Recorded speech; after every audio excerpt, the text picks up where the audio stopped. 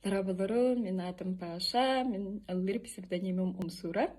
Бой 11 күнігер Москва горакка, Тригорка ден культура зетигер Всероссийская национальная премия Роскультцентра ден терехим боланаста. Бу Всероссийская премия ихнен ытыллыбыт үс өрүттерден бирдестире музыкальный конкурс болар громчеден. Онна Хэттон бир регионтан 200-тан тахса үле кирен заявка гытыллан бастан сүрбе ихигер кирен онтон төт финалист алылан биһиги төрдө боламыт бараммыт Москва горакка нагарадалынан оннаттан ыллан тоян йөрен көтөн келлибит.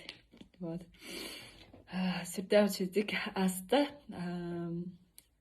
Мен кытта насретта мен убайым Семен Чинянов бу конкурска